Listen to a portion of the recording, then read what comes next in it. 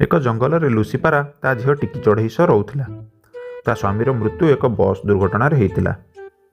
ଟିକି ଚଢ଼େଇ ବିଦ୍ୟାଳୟରେ ତା ଦରମା ନ ଦେବାରୁ ତାକୁ ବିଦ୍ୟାଳୟରୁ ବାହାର କରିଦେଇଥିଲେ। ଲୁସିପାରାକୁ ସବୁବେଳେ କାଳୁ କାଉ ହଇରାଣ କରେ। ତାକୁ ବାଟରେ ଅଟକେଇ ତା ସହ ବାହା ହେବା ପାଇଁ ବାଧ୍ୟ କରେ। ଦିନେ ଲୁସିପାରା ସବୁ ଚଢ଼େଇମାନଙ୍କୁ ଡାକି କାଳୁ କାଉକୁ ତାଗିଦ କରିଥିବାରୁ ଲୁସିପାରା ଘରେ ନଥିବା ସମୟରେ କାଳୁ କାଉ ତା ଘରଟିକୁ ଭାଙ୍ଗି ଦେଇଥିଲା। ସେ କାଳୁ କାଉର ଏମିତି କାମ ଦେଖି ଡରିଯାଇ ସେ ସେଇ ଜଙ୍ଗଲରୁ ଯାଇ ଅନ୍ୟ ଜଙ୍ଗଲକୁ ପଳାଇଥିଲା। ସେ ଜଙ୍ଗଲରେ ବୋତଲରେ ଏକ ସୁନ୍ଦର ଘର ତିଆରି କରି ମା ଓ ଝିଅ ବହୁତ ଖୁସିରେ ରହୁଥିଲେ। ଥରେ ଲୁସି ଖାଦ୍ୟ ପାଇଁ ବାହାରକୁ ଯିବା ବାଟରେ ବର୍ଷା ହେବାରୁ ସେ ଏକ ଗଛ ପାଖରେ ରହିଗଲା।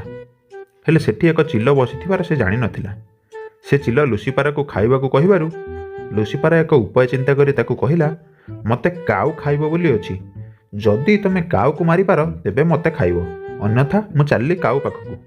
ଚିଲ ରାଗିଯାଇ ସେ କାଉକୁ ମାରିବା ସମୟରେ ଲୁସିପାରା ସେଠାରୁ ଚାଲିଗଲା ନିଜ ଘରକୁ ଏବଂ ସେ ଓ ତା ଝିଅ ବହୁତ ଖୁସିରେ ଜୀବନଯାପନ କଲେ।